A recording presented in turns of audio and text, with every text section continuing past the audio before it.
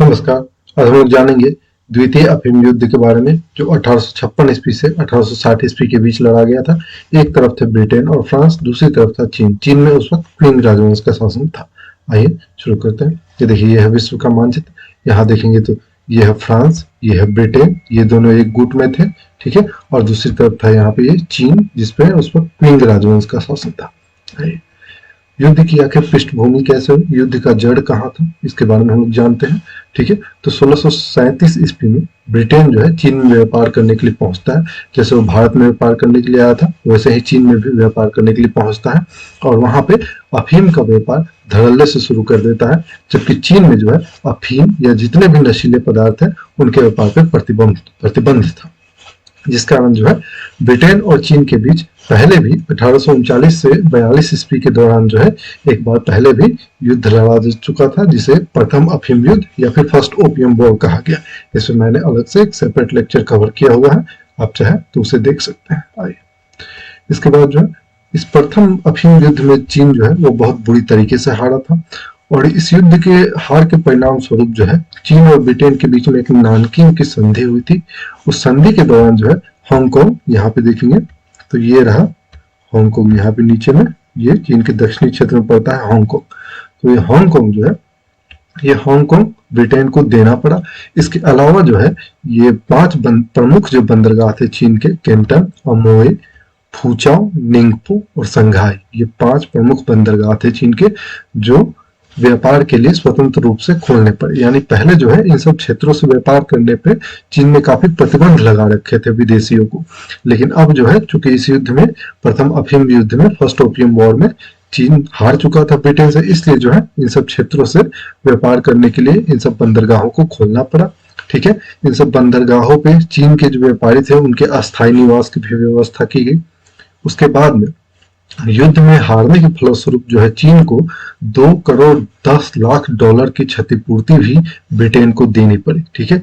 इसके बाद में इन सब क्षेत्रों पे जो आयात और निर्यात जो शुल्क होंगे बंदरगाह पे, ये भी जो नियंत्रण होगा ये ब्रिटेन के हाथों में ही चला गया। यानी ये देश चीन है, बंदरगाह ये चीन के हैं, लेकिन इन पे आयात और निर्यात शुल्क लगाने का जो अधिकार है वो किसे मिला, तो ब्रिटेन को मिला, क्योंकि चीन जो है युद्ध में हार चुका था। इसलिए इसके बाद में जो है इस चीन युद्ध में हारने के बाद और इस अपमानजनक जो ये नानकिंग की संधि की गई थी, इसके बाद जो है चीन के जो लोग हैं वो विदेशी लोगों से, यूरोपीय लोगों से काफी घृणा करने लगे थे, ठीक है। और इसके अलावा जिस अफीम के अवैध व्यापार को लेकर के चीन युद्ध लड़ा था, उसी अफीम के व्यापार पे युद्ध में हारने के बाद जो है वो प्रतिबंध इस अफीम पे नहीं लगा सका और अफीम का व्यापार जो है धड़ल्ले से चीन में जारी रहा। यानी प्रथम अफीम युद्ध होने के बावजूद भी जो है चीन में अफीम का व्यापार धड़ल्ले से जारी रहा, क्योंकि जो इसके चीन और ब्रिटेन के बीच जो नानकिंग की संधि हुई थी,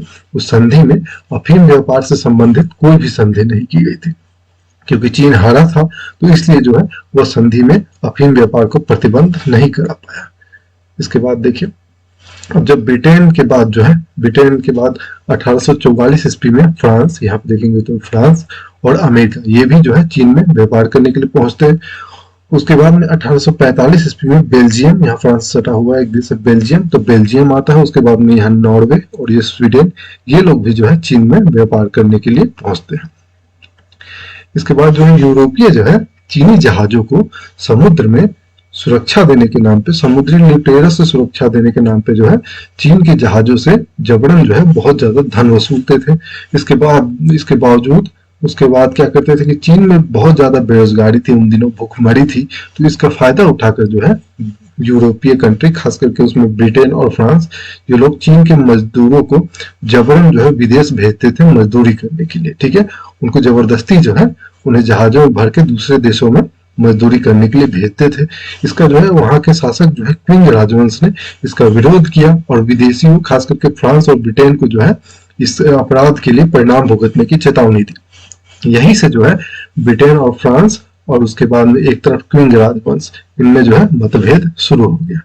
इसके बाद देखिए युद्ध का आखिर तत्कालिक कारण क्या था। तो एक मालवाहक जहाज था, एरो नाम का जहाज था, जो ब्रिटिश व्यापारी का था।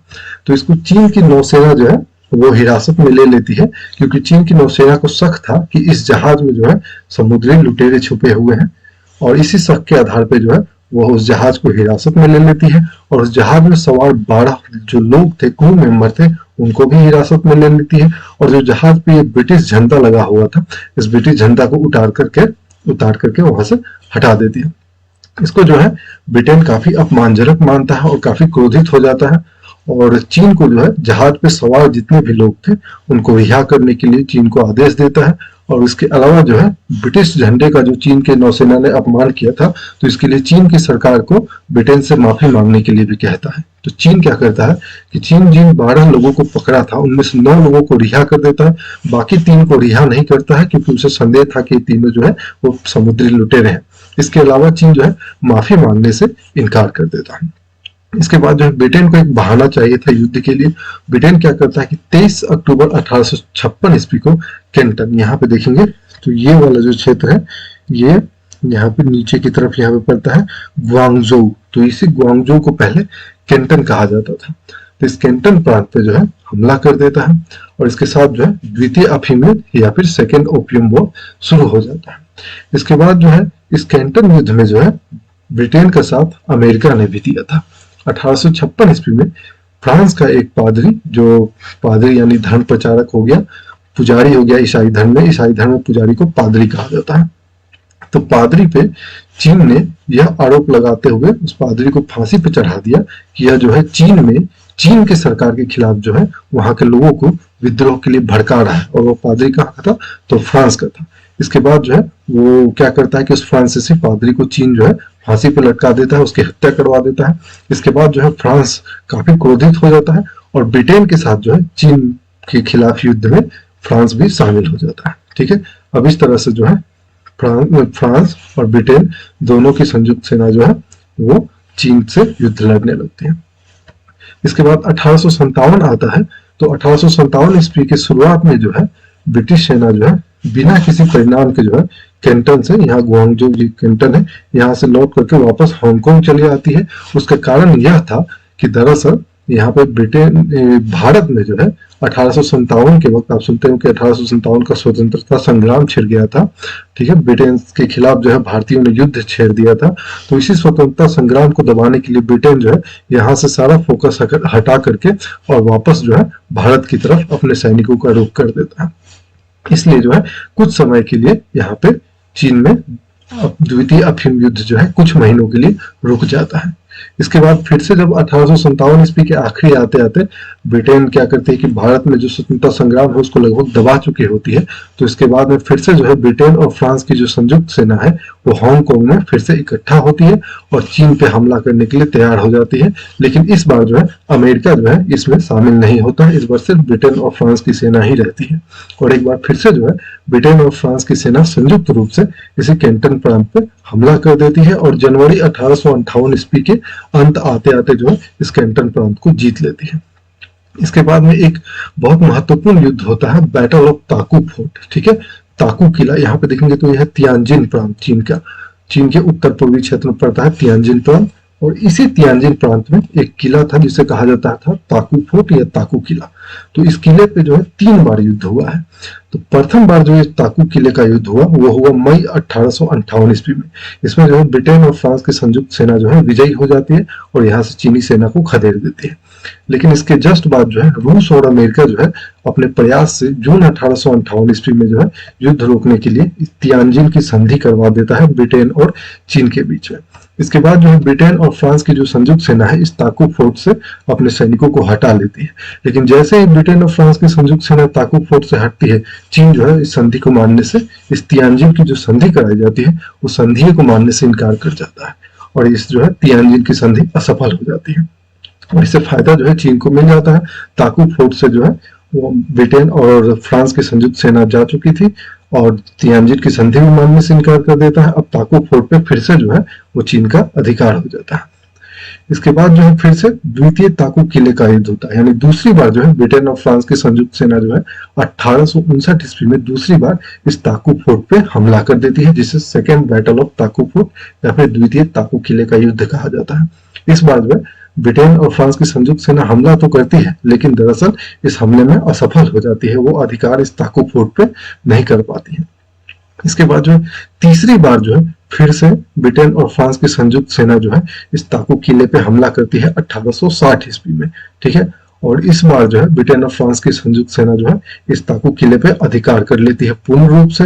और यही नहीं, इसके अलावा जो है यहाँ पे शांडोंग प्रांत में एक यांटाई बंदरगाह पड़ता है, उस यांटाई बंदरगाह पे भी कब्जा कर लेती है। इसके अलावा लियाओनिंग प्रांत, यहाँ पे लियाओनिंग प्रांत में भी एक दालियन बंदरगाह पड़ता था, उस पर भी जो है ब्रिटेन और फ्रांस की संयुक्त सेना कब्जा कर लेती है। इस तरह से आप देखेंगे तो ये क्षेत्र जो ताकू फोर्ट था जो तेंजिंग में पड़ता था उस पर भी अधिकार हो गया, लियाओनिंग पे भी अधिकार हो गया, शांडोंग प्रांत के यांताई बंदरगाह पे भी अधिकार हो गया, और यहाँ पे केंटन बंदरगाह को तो पहले से ही जीत रखे थे।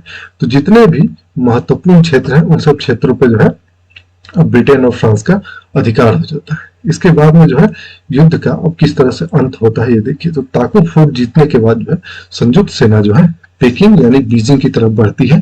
पहले पेकिंग ही नाम हुआ करता था बीजिंग की, तो उसी तरफ अब बढ़ती है। उसके बाद जो है क्विंग राजवंश का जो सम्राट था सियांग फेन, उस वक्त का जो सम्राट था क्विंग राजवंश का सियांग फेन, वह अपने छोटे भाई प्रिंस गोंग को राजगद्दी पे बैठा करके खुद पेकिंग या बीजिंग से भाग जाता है। जिसके बाद जो है 24 अक्टूबर 1860 ईस्वी को पेकिंग की संधि होती है जो प्रिंस गोंग करवाते हैं। इस पेकिंग की संधि यानी चीन आत्मसमर्पण कर देता है, और इस तरह से जो है 24 अक्टूबर 1860 ईस्वी को सेकेंड ओपियम वॉर या फिर द्वितीय अफीम युद्ध की समाप्ति हो जाती है। इसके बाद देखिए युद्ध का परिणाम क्या हुआ। तो चीन में जो अफीम व्यापार जो है, ओपियम व्यापार जो प्रतिबंधित था, उसको कानूनी रूप से मान्य कर दिया गया। चीन के मजदूरों को विदेश भेजे जाने को भी लीगल कर दिया गया। उसके बाद में पेकिंग या बीजिंग में जितने भी विदेशी व्यापारी आएंगे, तो जिन जिन देशों के आएंगे उन देशों के दूतावास ये पेकिंग या फिर अभी वर्तमान में बीजिंग है यहाँ पे खोले जाएंगे, यह नियम बना दिया गया। उसके बाद में विदेशी व्यापार के लिए चीन के जितने भी बंदरगाह थे, ठीक है, उन सब बंदरगाहों को विदेशी व्यापारियों के लिए खोल दिया गया और वहां से स्वतंत्र रूप से विदेशी व्यापारी व्यापार कर सकते थे। उसके बाद में चीन में ईसाई धर्म प्रचारक जो थे, ईसाई धर्म प्रचारक उनको स्वतंत्र रूप से धर्म प्रचार करने की भी स्वतंत्रता दी गई। अब यहाँ पे जानिए कि आखिर चीन हारा तो क्यों हारा। तो देखिए प्रथम अफीम युद्ध 1839 से 42 ईस्वी में भी जब चीन हारा था, तो इस हार के बावजूद भी जो है क्विंग राजवंश, उस वक्त जो चीन में क्विंग राजवंश था, इसने चीन के सैनिकों को, अपने सैनिकों को आधुनिक रूप से प्रशिक्षित नहीं किया, उन्हें संगठित नहीं किया, उन्हें आधुनिक किस्म के हथियार नहीं मुहैया कराए, उन गोले बारूदों के बड़े पैमाने पर कारखाना नहीं खोले चीन में। दूसरी तरफ ब्रिटेन और फ्रांस के पास जो है आधुनिक किस्म के नौसेना के जहाज थे, आधुनिक किस्म के हथियार थे, एक मजबूत सैन्य संगठन था। और एक महत्वपूर्ण बात की ये दोनों जो है ब्रिटेन और फ्रांस दो बड़े महाशक्ति उन दिनों के थे और ये दोनों साथ मिलकर लड़ रहे थे, इसलिए जो है चीन हारा और ये ब्रिटेन और फ्रांस की जीत हुई थी। तो ये था आपका द्वितीय अफीम युद्ध या फिर सेकेंड ओपियम वॉर। मिलते हैं नेक्स्ट वीडियो में। बहुत बहुत धन्यवाद।